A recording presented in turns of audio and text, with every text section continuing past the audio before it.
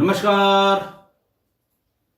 आज मैं फिर आपके सामने अपराध की एक और घटना लेकर आया हूं। आज के अपराध की घटना थोड़ी पुरानी है। उस वक्त की है जब 24 मार्च 2020 को देश में लॉकडाउन लगा था। बड़ा वाला लॉकडाउन। गाड़ियां, हवाई जहाज, ट्रेनें, ट्रकें, कार, बस सब बंद है। लॉकडाउन का मतलब लॉकडाउन था। इसी बीच 22 मई 2020 को तेलंगाना राज्य के वारंगल जिले के गोरईगुंटा गांव में एक जूट की बोरी बनाने वाली फैक्ट्री थी। फैक्ट्री के मालिक जे भास्कर ने थाने पर फोन किया और यह बताया कि मेरी फैक्ट्री के पास एक कुएं में कई लाशें तैर रही हैं और यह भी बताया कि मेरी फैक्ट्री में रहने वाले मेरे मजदूर का पूरा परिवार गायब है। सूचना गंभीर थी। पुलिस की आवाजाही में कोई रोक टोक नहीं थी। पुलिस आ गई। पुलिस ने कुएं में से एक पुरुष, 2 महिलाएं और 3 साल के एक बच्चे का शव निकाल लिया। उसकी पहचान मकसूद आलम, जो भास्कर साहब की फैक्ट्री में काम करता था और फैक्ट्री के परिसर में ही रहता था, उसकी पत्नी निशा, उसकी बेटी बुशरा खातून और उसके बेटे बबलू, इनकी पहचान हो गई। थोड़ी देर बाद जब पुलिस कोशिश करके भीतर से ऊपर तैरती हुई लाशें निकाल रही थी, उसे यह महसूस हुआ कि कुछ लाशें अभी भी इसके नीचे पड़ी हुई हैं, जो तैर कर ऊपर नहीं आई हैं या जो फूल कर ऊपर नहीं आई हैं, यानी अभी उनके मरे हुए ज्यादा वक्त नहीं हुआ है। पुलिस ने एक एक करके वो बची हुई लाशें भी निकालनी शुरू की। एक के बाद एक 9 लाशें उस कुएं से निकाली गई। 3 साल की उम्र से लेके 55 साल की उम्र तक 9 लाशों का मिलना जैसे हाहाकार हो गया। सामान्य रूप से शांत गांव, एक फैक्ट्री में रहने वाले सभी मजदूर और उनके परिवार वाले थे। पुलिस ने सबसे पहले मालिक जे भास्कर से पूछताछ शुरू की। उसने ये बताया कि साहब 24 मार्च से बिल्कुल सब कुछ बंद था। थोड़ा सा जब हल्का होना शुरू हुआ तो 21 मई को मैंने अपने एक टैक्सी वाले, एक टेम्पो वाले और उसके ड्राइवर को जानने वाला था, जो माल फैक्ट्री से निकाल के अलग अलग जगह सप्लाई करता था। उससे कहा कि छिप छिपा के किसी तरह से फैक्ट्री में चले जाओ। फैक्ट्री में मकसूद और उसकी फैमिली होगी, या फिर फर्स्ट फ्लोर पर वहां श्याम और श्रीराम तुमको मिलेंगे। उनको बता देना वो भीतर से बोरियां निकाल देंगे, बनी बनाई, मतलब नई ब्रांड न्यू बोरियां। संख्या बताई कि 500 बोरियां निकालकर वहां से और फला ग्राहक के यहां पहुंचा देना। बार बार उनका फोन आ रहा है, कुछ तो शुरू करना पड़ेगा। लंबा टाइम हो गया, 2 महीने बीत गए, बिल्कुल काम धाम ठप है, तो जो कुछ बना हुआ माल है उसको बेचना जरूरी है। उन्होंने बताया कि ऑटो ड्राइवर वहां गया, आवाज लगाई। वहां पर जहां फैक्ट्री के मजदूर रहते हैं वहां पर देखा। फर्स्ट फ्लोर में राम और श्रीराम श्याम और श्री राम, इन दोनों को आवाज लगाई, लेकिन पूरी फैक्ट्री में किसी ने रिस्पॉन्ड नहीं किया। उसने ये बात फोन करके जे भास्कर साहब को बताई कि साहब यहां तो कोई नहीं है। भास्कर को भी थोड़ा अजीब लगा। अच्छा, चूंकि उस समय ऐसा माहौल था कि जिसको जब मौका मिल रहा था वो अपने वतन के लिए, अपने घर के लिए, अपने राज्य के लिए, अपने जिले के लिए पैदल ही सही परिवार को लेकर भाग रहा था। वो हुजूम मुझे आज तक याद है, वो भीड़ मुझे आज तक याद है, वो पैरों के छाले मुझे आज तक याद है, चलते चलते आदमी का गिर पड़ना भी मुझे याद है। पूरी की पूरी सड़क पर चलने वाले लोग बरेली में, पूछा गया तो साहब गुड़गांव से आ रहे हैं। कुछ लोग साइकिल से मिले, उन्होंने कहा साहब हम मुंबई से आ रहे हैं, सूरत से आ रहे हैं। हजार हजार किलोमीटर की यात्राएं लोगों ने डर की वजह से और सरवाइव करने की वजह से सब अपने गांव भाग रहे थे।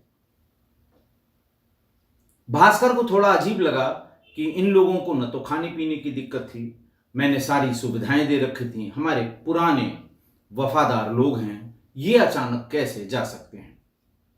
जे भास्कर और उनके पार्टनर संतोष ने जुगाड़ किया, किसी वाहन से अपनी फैक्ट्री पहुंचे, ढूंढना शुरू किया।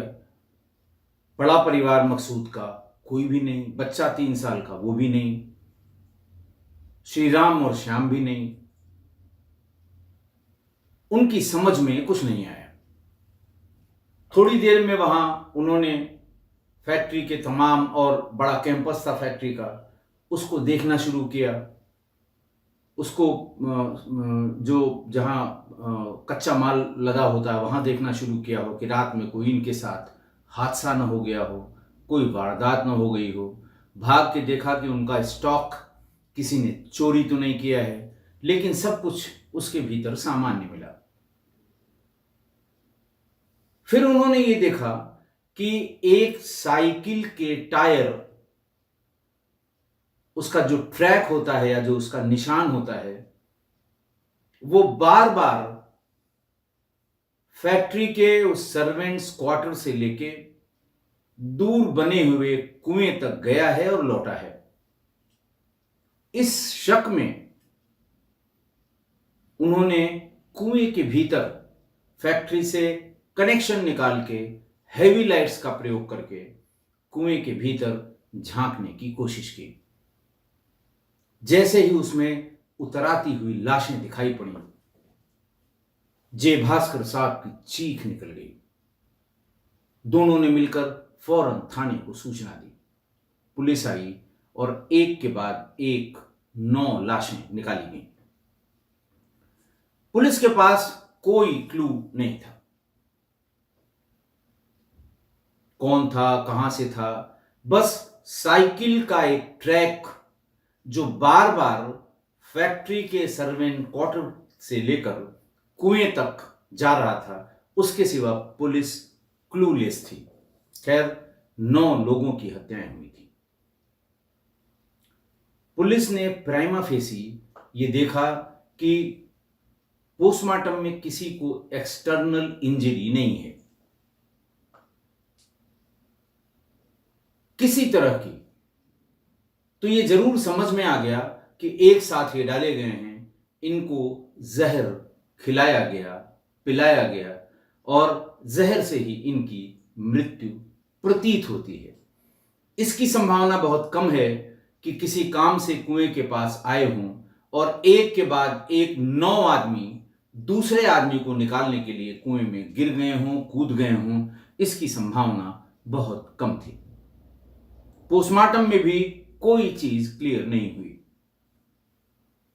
Cause of death could not be ascertained, hence viscera preserved. Viscera को प्रिजर्व करके उसकी केमिकल एनालिसिस के लिए फॉरेंसिक लैब भेज दिया गया।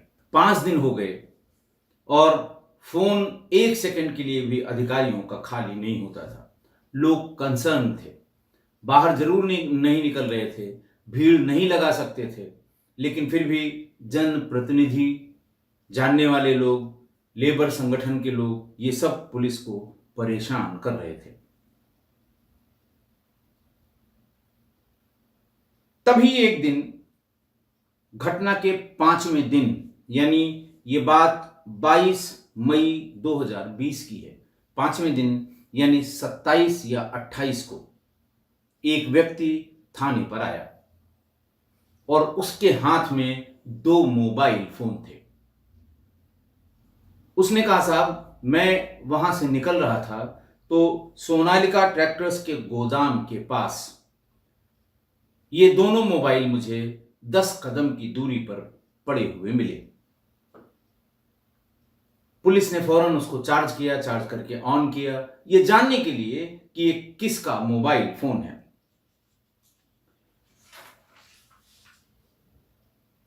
यह पता लगा कि उसमें से एक मोबाइल फोन मकसूद आलम की पत्नी निशा का है और दूसरा मजदूर श्रीराम का है। पुलिस को ऐसा लगा विवेचना की डोर का एक सिरा उसके पास आ गया है और शायद इससे वो आगे तक पहुंच सके। एक पुलिस को बात और पता लगी कि 20 मई को मकसूद आलम के बेटे शाहबाज का जन्मदिन था। 21 मई की सुबह वो बोरियां लेने के लिए ऑटो ड्राइवर वहां पर गया था जब ये लोग नहीं मिले थे। लोगों ने बताया कि 20 तारीख को रात में इनके यहां खाना पीना हुआ था। आसपास के 4-6 लोग वहां पर जुटे थे। लाइट लगाई थी, चूंकि लॉकडाउन था इसलिए 10 लोगों से ज्यादा की बात उनको पता नहीं हो सकी, लेकिन बर्थडे था ये कंफर्म हो गया। तो 3 चीजें हुई पुलिस के पास। एक, साइकिल का ट्रैक, दूसरा वो मोबाइल फोन जिससे जो भी व्यक्ति जिसने भी ये किया है उसके जाने का रास्ता, और तीसरा जो कुछ भी हुआ वो उस दिन जिस दिन शहबाज का बर्थडे था उस दिन की बात, शहबाज के बर्थडे के दिन ही हुआ होगा। पोस्टमार्टम रिपोर्ट में यह पता लगा कि इन लोगों की मृत्यु 20 मई की रात 9:30 बजे से सुबह 20 मई की रात 9:30 बजे से 21 मई की सुबह 6 बजे तक हुई है। जिनकी 9:30 बजे मृत्यु हो गई होगी, मई भरी गर्मी, उनकी लाश ऊपर आ गई।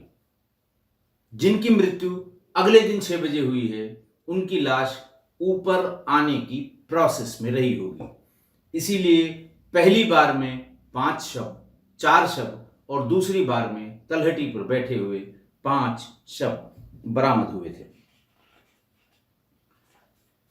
पुलिस ने उस रास्ते पर, जिस रास्ते पर ये सोनालिका ट्रैक्टर्स का गोदाम था, उस रास्ते पर 2 फैक्ट्रियों के बाहर लगे हुए सीसीटीवी फुटेज खंगालने लगे। एक, 9:30 बजे के पहले कौन आता हुआ जाता हुआ दिखाई दे रहा है। दूसरा, सुबह 6 बजे के आसपास कौन आता हुआ या जाता हुआ दिखाई दे रहा है। कहने का आशय ये कि 9:30 बजे पहली डेथ अगर हुई है पोस्टमार्टम रिपोर्ट के हिसाब से, तो 8:30 से 9 के बीच कोई न कोई जाना चाहिए। कोई न कोई इसलिए कि कोई भी व्यक्ति उनमें से जिंदा नहीं था। सबसे पहले पुलिस को शक हुआ मकसूद आलम की बेटी बुशरा के पूर्व प्रेमी पर। आसपास लोगों ने बताया कि साहब एक लड़का था, वो बुशरा से मिलता जुलता रहता था, बाहर मिलता था, और बुशरा की माँ और पिता यानी मकसूद आलम और निशा वो इसका विरोध करती थी, तो हो सकता है उसने ऐसा किया हो। क्योंकि बुशरा की भी उसी में मृत्यु हुई थी। बहरहाल उसको पकड़ा गया, पकड़ कर लाया गया, पूछताछ की गई। जाहिर सी बात है, कोई बिठा के श्रीमान जी नहीं कहा गया होगा, कुछ न कुछ तो किया गया होगा। लेकिन ये पता लगा कि वो घटना के समय वहां आसपास इर्द गिर्द भी नहीं था, लिहाजा उसको जाने दिया गया। सीसीटीवी फुटेज की गंभीर एनालिसिस के बाद एक व्यक्ति साइकिल पर ठीक 8:15 बजे आता हुआ दिखाई दिया और सुबह ठीक 6:15 बजे वापस जाता हुआ उसी दिशा में सोनालिका ट्रैक्टर्स के गोदाम के सामने से जाता हुआ दिखाई दिया। इतने सारे एविडेंस, एक तो साइकिल के टायर मार्क लेबर्स क्वार्टर से कुएं तक, दूसरा 9:30 बजे की पहली मौत और सुबह 6 बजे की अंतिम मौत,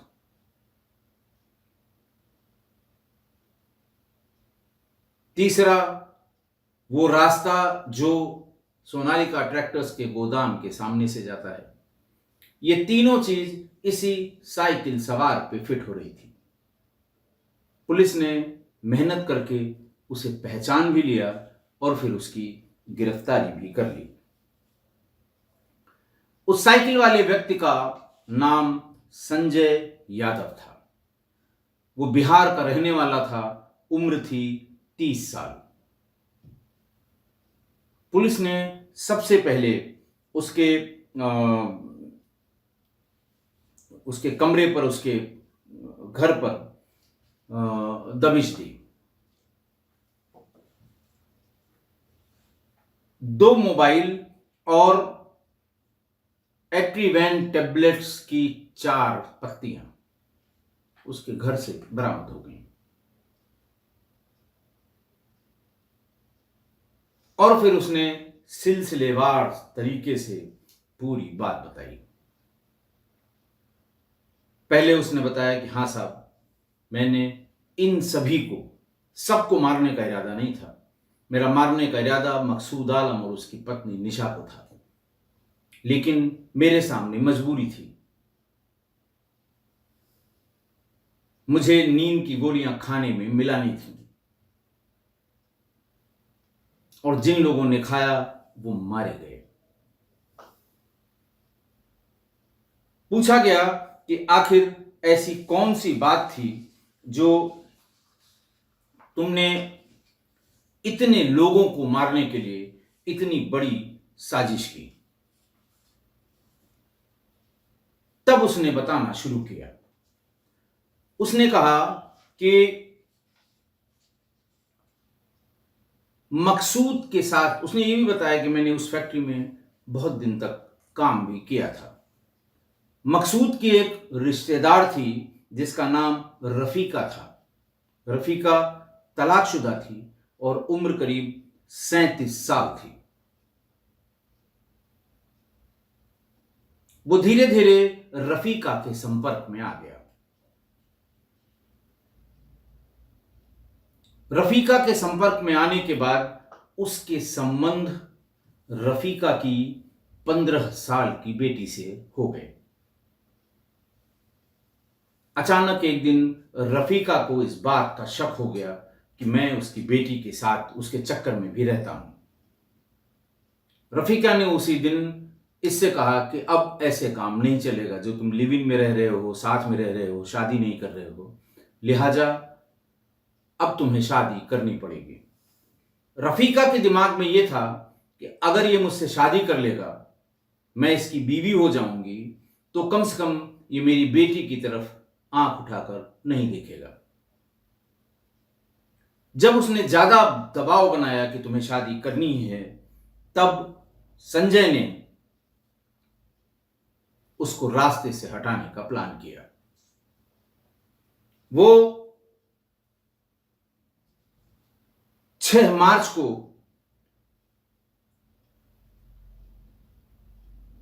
उसने रफीका से ये कहा कि चलो ठीक है, पहले तुम्हारे माँ बाप से मिल आते हैं पश्चिम बंगाल में, उनको ये बात बता देते हैं, उनसे हामी भरवा लेते हैं, फिर हम लोग शादी कर लेंगे, किसी न किसी का रहना जरूरी है। रफीका तुरंत राजी हो गई और 6 मार्च को ये लोग वहां से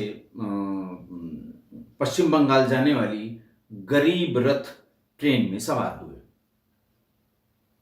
थोड़ी देर में ही संजय ने छाछ यानी मट्ठे का एक पैकेट लाकर उसको पीने के लिए दिया। थोड़ी देर में वो बेहोश हो गई क्योंकि उसने उसमें एट्रोविन की 20 गोलियों का पाउडर मिला दिया था। जब वो थोड़ा नींद में आने लगी तो उसे सहारा देकर वो ट्रेन में बाथरूम की तरफ ले गया। पैसेंजर्स ने भी पूछा क्या बात है, बोले परेशान मत होइए, इनको बीमारी है, अभी गेट के पास इनको मैं थोड़ी सी हवा जब लग जाएगी तो ठीक हो जाएंगी। उसे डिब्बे की गेट के पास ले गया। रात का वक्त था, थोड़ी देर वेट किया, जब वहां कोई नहीं दिखाई पड़ा तो रफीका के दुपट्टे से उसका गला कस दिया। और जब यह गरीब रथ ट्रेन आंध्र प्रदेश में वेस्ट गोदावरी जिले के ताड़ेपल्ली गुडेम स्टेशन के पास पहुंच ही रही थी तो संजय ने उसे ट्रेन से धक्का दे दिया। चलती हुई ट्रेन पर वो नीचे गिर गई। अगले दिन पुलिस ने वो लाश बरामद की ताड़ेपल्ली गुडेम जिले की। गले में स्ट्रेंगुलेशन का निशान पोस्टमार्टम में बताया गया। हत्या का मुकदमा कायम कर दिया गया, लेकिन न तो मृतका की पहचान हुई, न ही ये पता लगा किसने ये हत्या की है। संजय वहां से अगले स्टेशन राजमुंदरी में ट्रेन से उतर गया और वारंगल लौट आया, ऐसा उसने पूछताछ में बताया। जब लौट कर वो आया तो रफीका के तीनों बच्चे, जिनमें उसकी बेटी और 2 लड़के थे, उन्होंने पूछा मां कहां है। संजय ने कहा कि मां अपने यानी तुम्हारे ननिहाल अपने मां बाप के पास कुछ दिन के लिए रुकी है, वो मुझे फोन करेगी, मैं उसको लेने जाऊंगा, लेके वापस आ जाऊंगा। पर मकसूद और उसकी पत्नी निशा को शक हो गया कि ये लेकर वहां गया था, वो इतनी जल्दी वारंगल कैसे लौट आया। उन्होंने रफीका के मां बाप को फोन किया कि क्या रफीका तुम्हारे पास है। उन लोगों ने मना कर दिया कि यहां कभी आई ही नहीं। संजय सेठ, अच्छा इसी बीच में 22 मार्च को लॉकडाउन हो गया तो संजय ये बताता रहा कि वो जहां भी मम्मी के यहाँ थी, पापा के यहाँ, अब तो वो आ ही नहीं सकती, लॉकडाउन हो गया है, ये हो गया है, वो हो गया है, दुनिया भर की बातें उसने बताना शुरू की।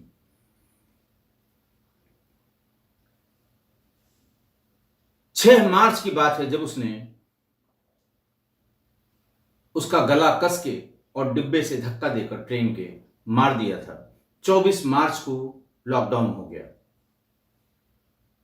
उसके बाद से संजय सेठ का कोई पता नहीं लगा। अचानक 15 मई के आसपास वो फिर वापस मकसूद के उस कैंपस में दिखाई पड़ा। मकसूद और निशा उसे अपने साथ घर पे ले आए और उससे कहा कि सही सही बता दो कि रफीका कहां है, वरना हम लोग पुलिस में FIR कराने जा रहे हैं। बहुत दिन हो गया, तुम बताते हो कि तुम उसे उसकी मां के यहाँ छोड़ के आए हो, माँ बाप कहते हैं वहां कहीं पहुंची ही नहीं, तो वो है कहां। उसने कहा नहीं नहीं नहीं, वो वहीं गई थी, असल में मैंने बाहर छोड़ दिया था, यहाँ छोड़ दिया था उस स्टेशन पे, क्योंकि थोड़ा समय मिल गया उसको बहाना बनाने का। लेकिन मकसूद आलम और निशा इस बात को मानने को तैयार नहीं थे। उसने कहा अच्छा ठीक है, अब मैं जाता हूं, पता करा के उससे तुम्हारी बात करा दूंगा। किसी तरह जान छुड़ाकर वहां से भागा और तभी उसके दिमाग में ये शैतान सवार हो गया कि मकसूद आलम और निशा को अगर रास्ते से नहीं हटाया तो कभी न कभी हमारी पोल खुलेगी, पुलिस पकड़ेगी, पुलिस जो करेगी वो दुनिया जानती है क्या करेगी, और फिर पुलिस सब पता कर लेगी। 20 मई को, अच्छा उसके पहले मैंने ये बताया था कि वो पुलिस ने जब उसका मोबाइल चेक किया तो उसमें नींद की गोलियों के बारे में सर्च हिस्ट्री में घंटों उसको सर्च किया गया था, और उसी के फोन में नींद की गोली एटोवेन 2 mg के पत्ते का स्क्रीनशॉट भी मिला और उसके घर से बरामद भी हुआ। संजय ने 16 मई और 18 मई को वारंगल के एक मेडिकल स्टोर से 8 पत्ते एट्रोवेन के लिए थे, जिनमें से 4 यानी 40 का इस्तेमाल हुआ था और 4 पत्ते उसके घर में मिले थे। विसरा रिपोर्ट में भी बाद में यह आ गया कि मरने वालों की विसरा में एट्रोवेन के जो कंपोनेंट्स हैं वो पाए गए थे और बड़ी मात्रा में पाए गए थे। उसने बताया कि हम 20 को वहां से निकले नींद की गोलियां लेके, उसका पाउडर बना के, और कैंपस में पहुंचे। देखा कि शाहबाज का बर्थडे था, बर्थडे हो रहा था। मैंने सोचा कि अगर खाने में मिला दूंगा तो सारे मर जाएंगे। फिर एक एक को देखा, उसकी निगाह रफीका की लड़की पर थी। रफीका की लड़की वहां पर नहीं थी। दरअसल जब ये उसकी मां को लेके गया था, उसके बाद ही रफीका की लड़की अपने पास में किसी रिश्तेदार के यहाँ रहने लगी थी। उसकी मां ने कहा था तुम वहां, हम मम्मी से मिलके आते हैं, तब तक तुम फलां जगह पे रहो। उसने भीतर जहां खाना बना था,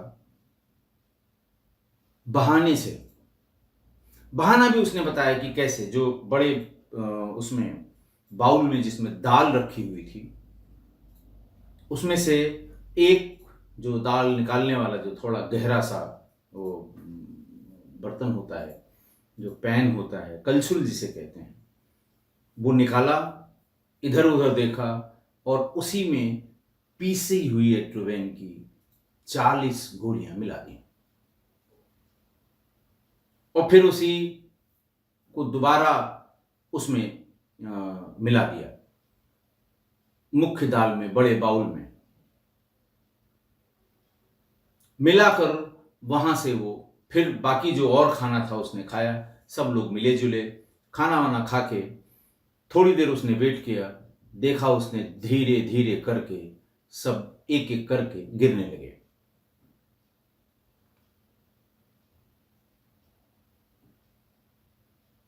जो जो बेहोश होता जा रहा था उसको बोरियों में भर के साइकिल से, नेचुरली वो मरे नहीं थे, नींद की गोलियां थी, असर हुई, बेहोश हो गए, एकदम होश में नहीं थे। इलाज हुआ होता या अपने पे छोड़ दिया गया होता तो हो सकता है 40 गोलियों का असर इतना न होता, क्योंकि बड़े बाउल में मिलाया गया था और 9-10 लोगों ने खाया था।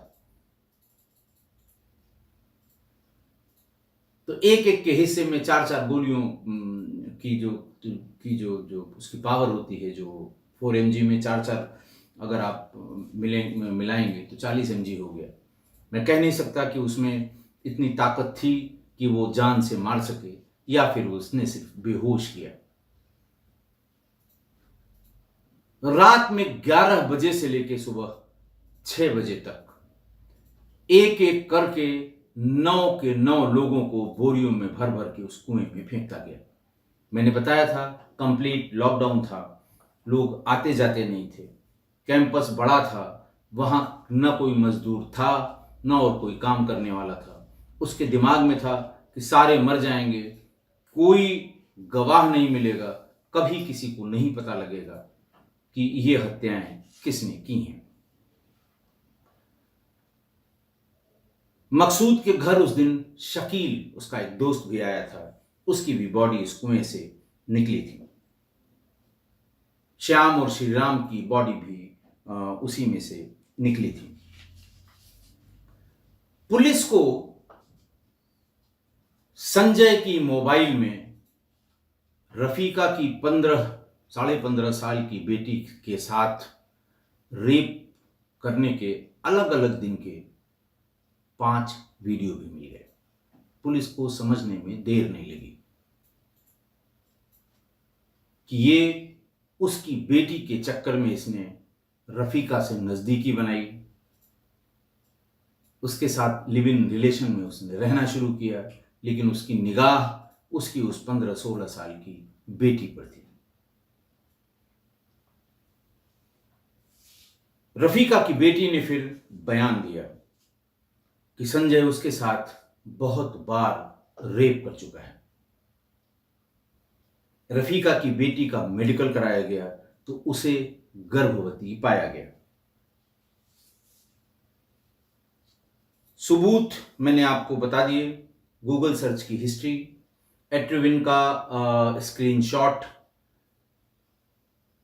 रफीका की बेटी के साथ रेप करते हुए बनाया हुआ वीडियो, एट्रोविन के पत्ते जहां से खरीदे गए उस मेडिकल शॉप के रिकॉर्ड्स, ट्रायल के समय 9 लोगों की हत्याओं के ट्रायल में 28 अक्टूबर 2020 को, अब आप समझिए कि यह हत्या की गई 21 मई को, 20 मई की रात में, और 28 अक्टूबर 2020 को जिला अदालत ने संजय यादव को मौत की सजा सुना दी। संजय के खिलाफ पॉक्सो एक्ट के तहत भी केस दर्ज किया गया है और 2 अलग केस, यानी रफीका के मर्डर का केस और बच्ची के साथ रेप का केस, ये भी अभी इसके विरुद्ध ट्रायल में चल रहा है। एक साथ जिन 9 लोगों की हत्या हुई थी उसमें अदालत ने उसे फांसी की सजा सुना दी है। आज की घटना देखिए, विवेचना में यह तय नहीं हो पाया कि संजय ने रफीका की उस अल्पवयस्क लड़की के चक्कर में रफीका के साथ रहना शुरू किया या फिर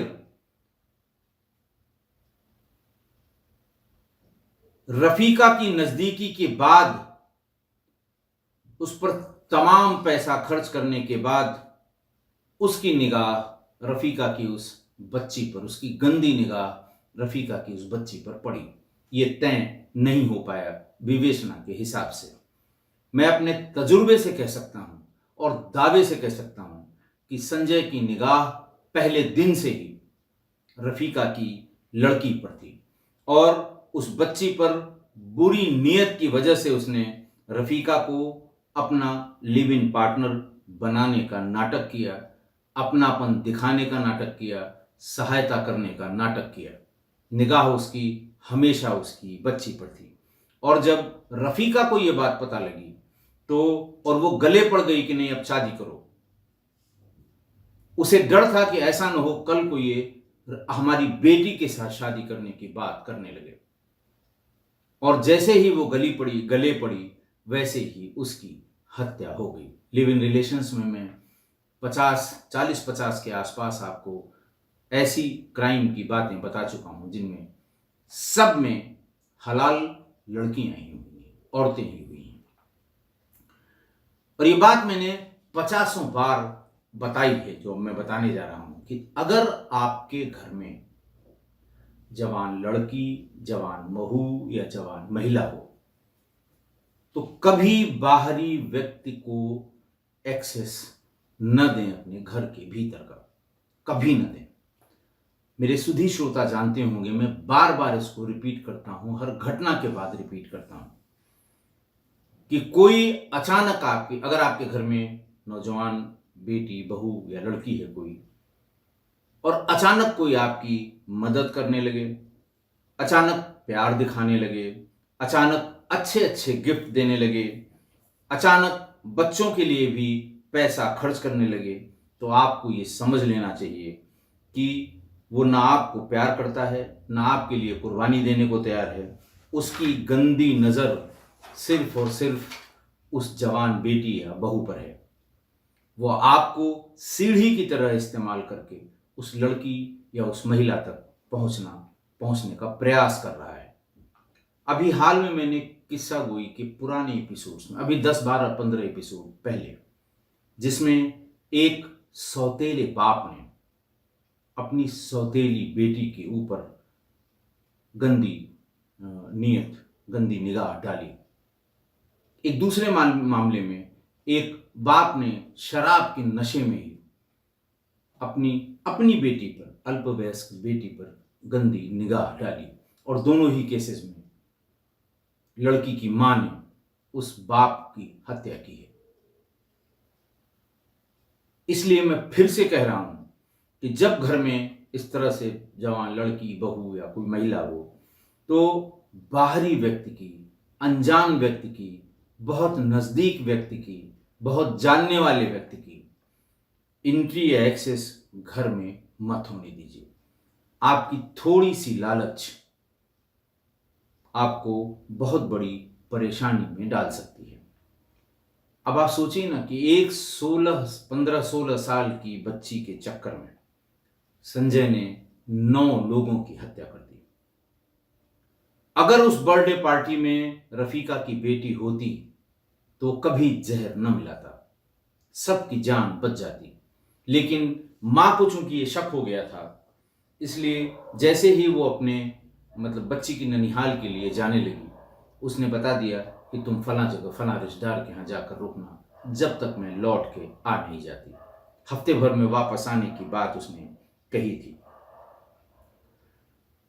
इसलिए मैं फिर वही रिपीट करूंगा कि घर में लड़कियां और महिलाएं हों तो गैर लोगों का आना जाना बिल्कुल अलाउ न करें, वरना सावधानी हटी दुर्घटना घटी।